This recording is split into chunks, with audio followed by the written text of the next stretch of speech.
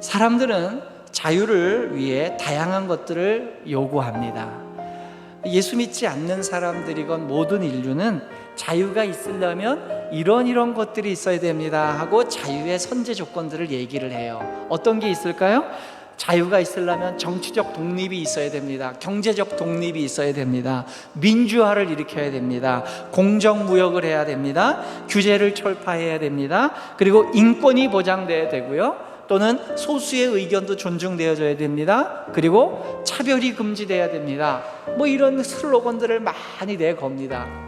기독교 신앙을 배제하고 보면 다 옳은 내용이에요.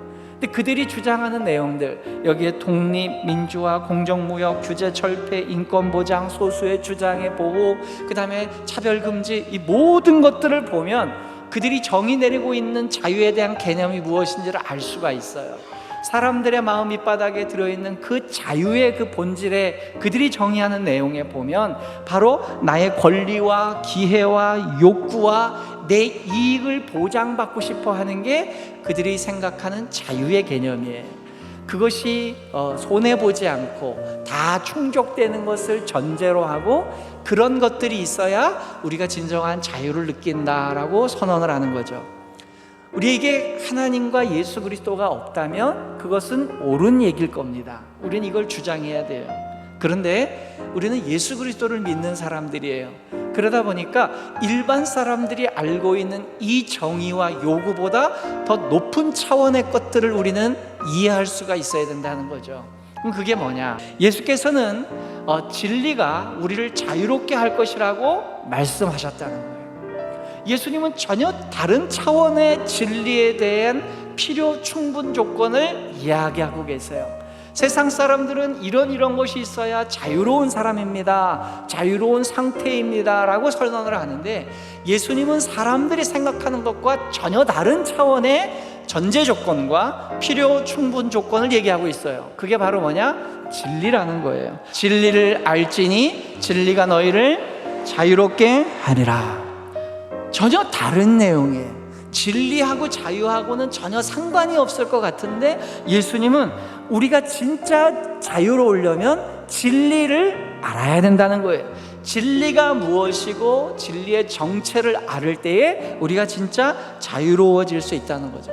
어찌 생각해보면 예수님의 이 정의, 진리를 아는 것이 자유다라는 이 정의 안에 기독교의 교리와 교훈의 아주 함축적인 내용이 여기 다 들어가 있다고, 아니 다는 아니고요, 거의 많이 들어가 있다고 생각하셔도 별로 틀린 말이 아닙니다. 그럼 이제 질문이 나와요.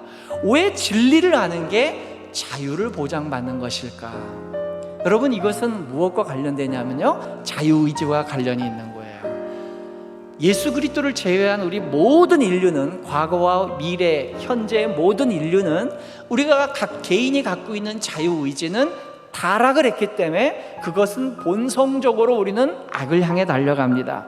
그래서 우리 그 누구도, 인류는 온전하고 중립적인 자유의지를 갖고 있지 못합니다. 그러다 보니 어떤 일이 생기냐면, 내가 자유롭게 하고 싶고 내가 기준이 돼서 내가 하고 싶은 걸 하다 보면 다른 사람의 자유하고 충돌이 일어나게 되는 거예요.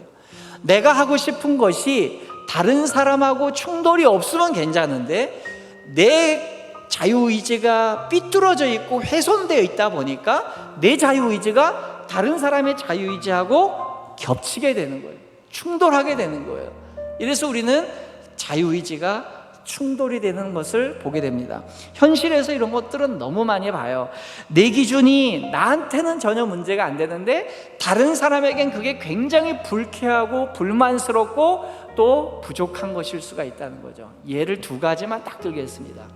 첫 번째는, 여러분, 살림 주방도 그렇고 책상도 그렇고 주변을 막 널어놓고 쓰는 사람이 있어요. 막 쌓아놓고 널어놔야 편해요. 근데 어떤 사람은 그걸 정리를 다 해야지 마음이 편해요. 어떤 게 옳은 거예요? 둘 다 옳은 거예요. 자기 하고 싶은 대로 하면 돼요. 문제가 어디서 생기냐? 자기 것만 깨끗이 하면 되는데 남의 책상까지 치워주면 스트레스가 되는 거예요.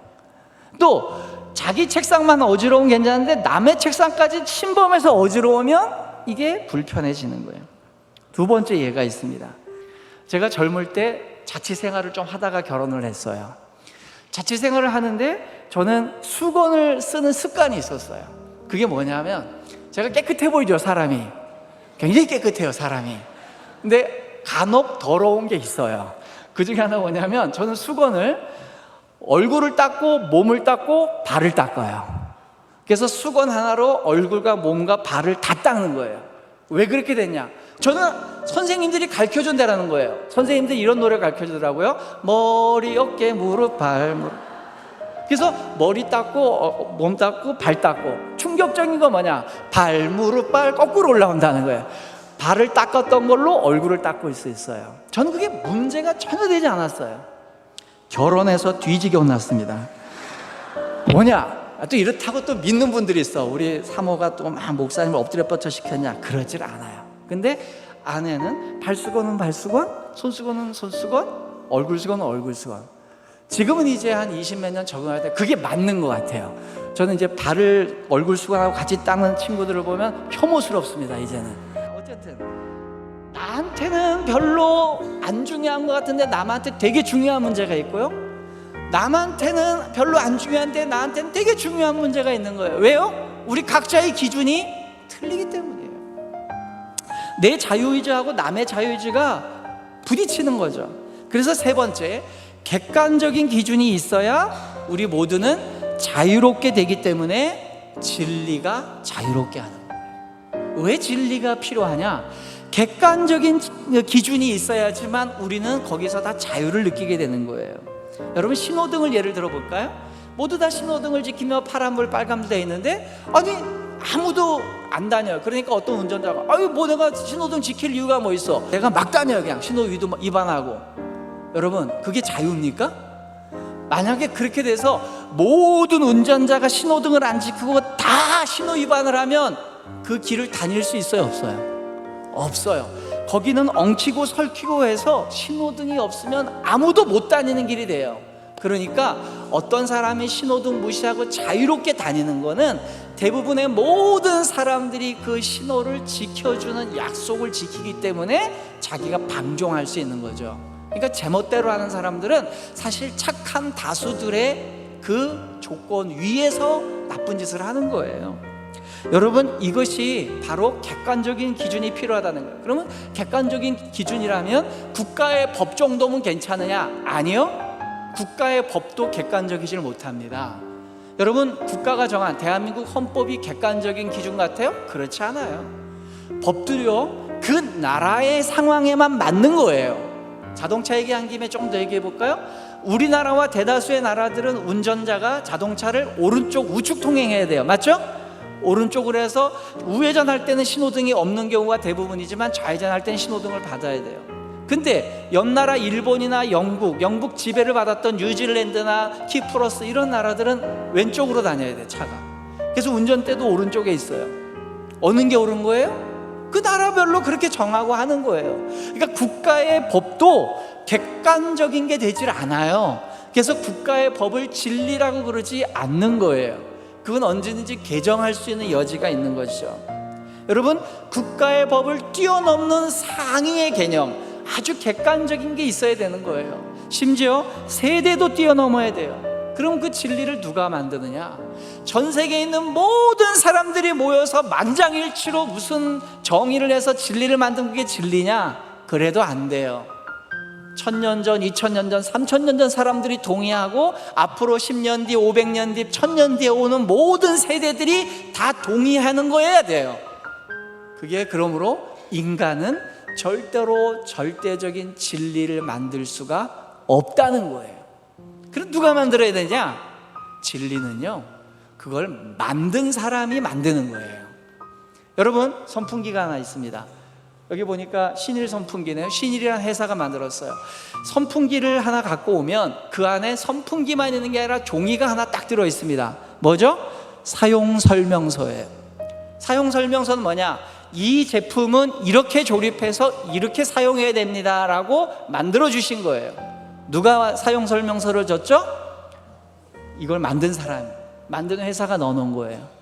그렇다면 이 세상도 세상을 만드신 분만이 이 세상의 원칙과 기준을 만드실 수 있는 거예요. 그분이 누굽니까? 여호와 하나님이십니다.